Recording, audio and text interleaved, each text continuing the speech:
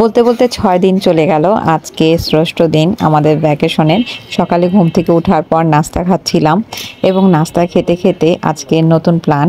ভাই তো প্রতিদিন আমার দেবর সকালবেলা উঠেই প্ল্যান শুরু করে দেয়। তো আজকের প্ল্যান ছিল আজকে ছেলেরা রান্না করবে, মেয়েরা বসে বসে গল্প করবে। তা আমার হাজব্যান্ড যেহেতু খুব সুন্দর তেহারি রান্না করতে পারে, সে আজকে তেহারির দায়িত্ব নিয়েছে এবং আমার দেবর যে সে রান্না করবে চিকেন বাচ্চাদের জন্য। তারা দুজনেই যেহেতু প্রবাসী ছিলেন, যার কারণে তাদের দুজনেকেই আজকে রান্নার ভার দেওয়া হয়েছে। আসলে আমরা ভার দেইনি, তারা নিজে থেকেই নিয়েছে। যাই হোক, কিছু করার নেই। আমরা ভাবিরা বসে গল্প করছিলাম, আড্ডা দিচ্ছিলাম। বলতে বলতে সেই মেজো বোনটা এবং ওর নানির বাসার থেকে চলে আসলো। মানে এই বাবুটা নানির বাসায় বেড়াতে গিয়েছিল।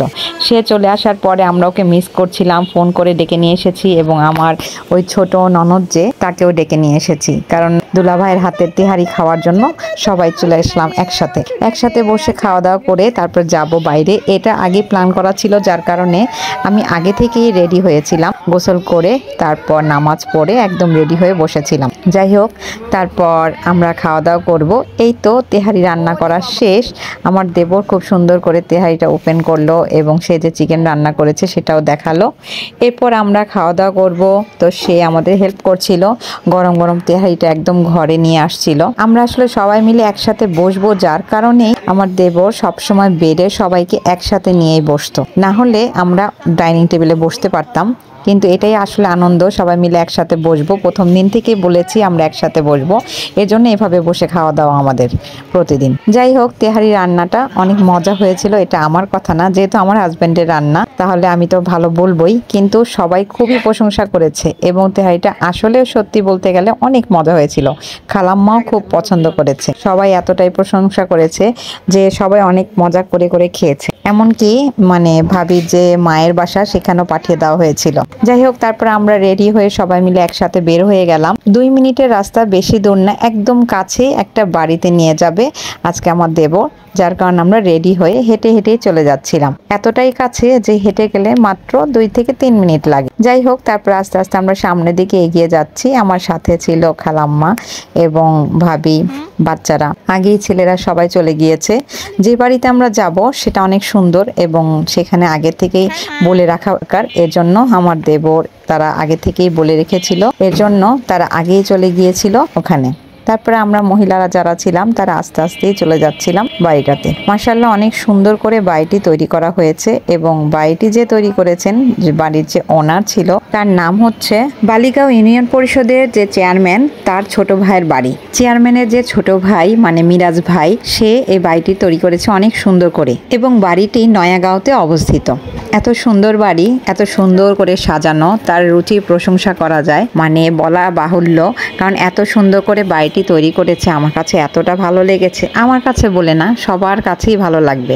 তো সামনে এই জায়গাটাতে খুব সুন্দর করে ফোয়ারা ছিল এবং বাড়ির বাইরে থেকে শুধু বোঝা যায় না ভিতরটা এতটাই সুন্দর।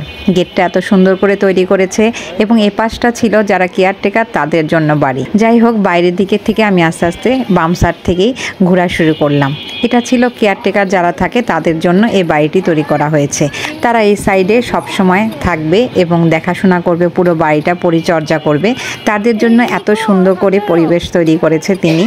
এবং এ পাশ থেকে গেলে এত সুন্দর করে একটি ব্রিজ তৈরি করেছে, ছোটোখাটো, যে যাওয়া যায়, খুব সুন্দর দেখা যায়। এই জায়গায় ছবি তুলতেও খুব সুন্দর লাগে। তা আমি আস্তে আস্তে ভিডিওর জন্য চলে যাচ্ছিলাম সামনের দিকে। তো সবাই মিলে একসাথে, বাচ্চারা সবাই মিলে দৌড়াদৌড়ি করছিল, আমি একটু একটু করে এগিয়ে যাচ্ছিলাম। আর এই সাইডটাতে ছিল একদম ছোট ছোট কটেজ আকারে, মানে আমরা কক্সবাজারে যেরকম কটেজ থাকে সেরকম। আর এই সাইডটাতে ছিল, এখানে ছিল বাস্কেটবলের কোর্ট, কিন্তু ইচ্ছা করলে এখানে ব্যাডমিন্টনও খেলা যাবে, সব কিছুই খেলা যাবে। শীতের দিনের জন্য এই জায়গাটা আসলে একদম পারফেক্ট। আর এই পাশে ছিল বাড়ির পেছন সাইডটা, মানে সব দিক থেকে বাড়িটা খুব সুন্দর। মাঝখানে বাড়িটা রেখে সে চারদিকে অনেক সুন্দর সুন্দর জিনিস তৈরি করেছে। এই সাইডটাতে কটেজগুলো যে বললাম, কটেজগুলো 2টা কটেজ ছিল। আমি যতটুকু মনে করি যখন গেস্ট আসবে, গেস্টদের জন্য আসলে এটা তৈরি করা হয়েছে। এত সুন্দর করে উনি এত রুচিসম্মতভাবে সব কিছু করেছে, মানে দেখেই ভালো লাগে, মনটা ভরে যায়।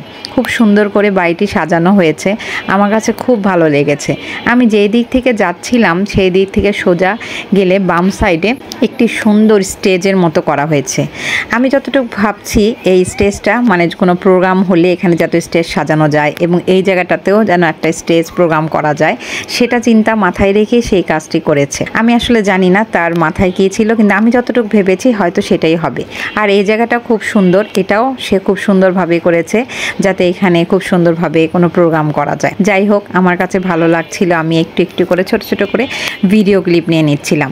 আমি কিন্তু আস্তে আস্তে পেছন দিক থেকে বাড়ির পেছন সাইড থেকে ঘুরে আবার সামনের দিকে চলে যাব। তো এদিক থেকে হাঁটতেছিলাম, খুব সুন্দর লাগছিল। যেদিকে তাকাচ্ছিলাম খুব সুন্দর করে সাজানো গোছানো, এবং তারা যে কেয়ারটেকাররা ছিল তারাও খুব সুন্দর করে পরিষ্কার পরিচ্ছন্ন করে রাখছে। বাড়িটি থেকে এখনও পর্যন্ত কেউ আসেনি, এখনও বাড়িটি তৈরি হচ্ছে। এই যে আমি উঠে যাচ্ছি পেছন সাইডের গেট দিয়ে, দেখুন ভিতরে এখনও পর্যন্ত ডেকোরেশনের কাজ চলছে। মিস্ত্রি যারা ছিল তারা সবাই ভিতরে লাউড স্পিকারে গান বাজাচ্ছিল এবং কাজ করছিল। তা আমি আর ভিতরে গেলাম না, আমি সামনের সাইড থেকে ভিতরে যাব, যার কারণে এই সাইডটা দিয়ে আর ঢুকলাম না। এখান দিয়ে গেলে এত সুন্দর লাগে, ওই সাইডটাতে সুইমিং পুলের ব্যবস্থা রয়েছে। মানে ওই যে বললাম বাড়ির চার সাইডে খুব সুন্দরভাবে সে চারটি জিনিস রেখেছে, আর মাঝখানে বাড়িটা আছে। আমি আস্তে আস্তে বের হয়ে গেলাম, তারপর আমার সাথে সাথে সবাই চলতে লাগলো। সবাই একসাথে আমরা পিছন দিক থেকে আবার সামনের দিকে চলে যাচ্ছিলাম, ঠিক সামনে না, একটা সাইডে। এই সাইডে সুইমিং পুলটা এত সুন্দর করে সাজানো হয়েছে, মানে আসলে বলবো কি বলবো, প্রত্যেকটা জিনিস এত সুন্দর রুচিসম্মতভাবে সে তৈরি করেছে, মানে আমি ভাষায় প্রকাশ করতে পারছি না। খুব সুন্দর করে সাবলীলভাবে খুব সুন্দর করে সে বাড়িটাকে সাজিয়েছে। এই সুইমিং পুলের এখানে চারিদিকে লাইট সেটিং করা আছে। রাতের বেলা অনেক সুন্দর হবে ভিউটা জানি, কিন্তু রাতের বেলা তো আসা সম্ভব না। কিন্তু আমি তো চলে যাব আগামীকাল, যার কারণে আজকে এখানে চলে এসেছিলাম। আমার দেবর আমাকে নিয়ে এসেছিল।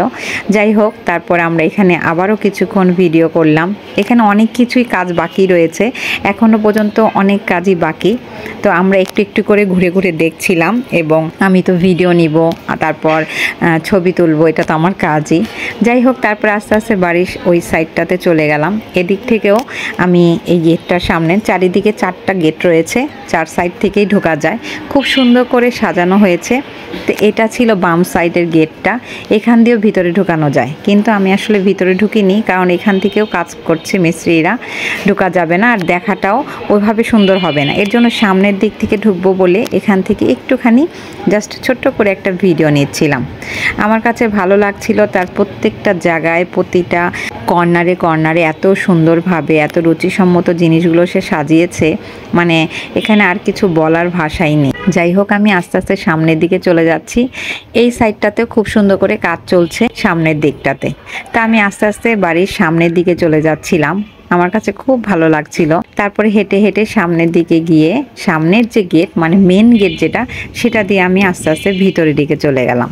তো ভিতরে যাওয়ার পর দেখতে পেলাম দুই সাইডে সিঁড়ি দিয়ে খুব সুন্দরভাবে সাজানো হয়েছে, এত সুন্দর করে ডেকোরেশন করা হয়েছে বলার মতো না। যাক, আমি আর বিশেষ করে ভিতরে গেলাম না, কারণ এখানে যেহেতু কাজ চলছে ওনাদের ডিস্টার্বটা না করাই ভালো আমি মনে করি, যার কারণে আমি এখানে এতটুকু সীমাবদ্ধ রেখেছি, এর বাইরে আর তাদেরকে ডিস্টার্ব করিনি। যাই হোক, যতটুকু দেখার মতো। আর এখানে যেহেতু কাজ চলছে, স্বাভাবিক অনেক ডেঞ্জারাস, অনেক অ্যাক্সিডেন্টের ব্যাপারও হতে পারে, যার কারণে এখন আর ভিতরে গেলাম না। আস্তে আস্তে আমি বের হয়ে গেলাম। এখান থেকে যখন বের হয়ে যাচ্ছিলাম খুব ভালো লাগছিল, পরিবেশটা অনেক সুন্দর লাগছিল, ভিতর থেকে বাইরের পরিবেশটাও দেখতে দারুণ লাগছিল। তারপরে আস্তে আস্তে আমি আবার সামনের দিকে চলে গেলাম। আমার মেয়ে ভিডিও করছিল, যার কারণে ওকেও আমি একটুখানি ভিডিও করে দিলাম। ও খুব খুশি হয়েছিল, এত সুন্দর পরিবেশ, এত সুন্দর বাড়ি, মানে দেখে ওর কাছেও ভালো লেগেছে। তো আমি ওকেও কিছু ভিডিও করে দিলাম। এখান থেকে সুইমিং পুলটা দারুণ লাগছিল। ওই যে বললাম, রাত্রের পরিবেশটা কিন্তু অন্যরকম সুন্দর, এত সুন্দর করে পরিবেশটা সাজানো হয়েছে, মানে বলার ভাষাই নেই। বাইরের গেটটাও খুব সুন্দর করে সাজানো। এরপর আমি এত ভালো লাগছিল, লাস্টে সবকিছু ভিডিওর পর আমার কাছে মনে হচ্ছিল সত্যি সত্যি এখন যদি একটু বৃষ্টি হতো, আর এখানে যদি একটু বৃষ্টিতে ঘুরতে পারতাম আর বৃষ্টিতে ভিজতে পারতাম। বলতে বলতে সত্যিই আসলে মেঘ এতই কালো হয়ে গিয়েছে যে বলার মতো না, এখনই বৃষ্টি আসবে। তাড়াতাড়ি করে সবাই মিলে বলছিল চলেন চলেন, বাচ্চা বাচ্চারা ভিজে যাবে। আমার মনটা অবশ্য খারাপ হয়ে গিয়েছিল, মনে হচ্ছিল একটু বৃষ্টিতে ভিজি, কিন্তু কি আর করা, যেহেতু বাচ্চারা সাথে আছে, বাচ্চারা ভিজে গেলে সমস্যা, যার কারণে আর আমি এখানে থাকতে পারলাম না, সবাইকে নিয়ে বাসার দিকে চলে গেলাম। মনটা খারাপ করেই গেলাম, কিছু করার নেই। যাই হোক, তারপরে বাসায় চলে এসে সবাই মিলে গল্প করছিলাম। গল্প করতে করতে ভাবি আবার আমাদের জন্য তালের পিঠা বানাচ্ছিল। তালের পিঠা খেতে তো খুবই পছন্দ করি, খুব মজা করে বানায়। গরম ছিল, খাচ্ছিলাম। খেতে খেতে গানের আড্ডা চলছিল, নাচও চলছিল, কিন্তু ওই ভিডিওগুলো আর নাই দিলাম। এরপর রাত্রে ডিনার শেষ করে ফেললাম। এই তো ছিল আমার ভ্যাকেশনের শেষ ব্লগ। আগামীকাল সকালবেলা চলে যাব, যার কারণে আর হয়তো ব্লগ দেওয়া হবে না ভ্যাকেশনের। ভালো লাগলে অবশ্যই লাইক শেয়ার করতে ভুলবেন না। খুদা হাফেজ, আসসালামু আলাইকুম।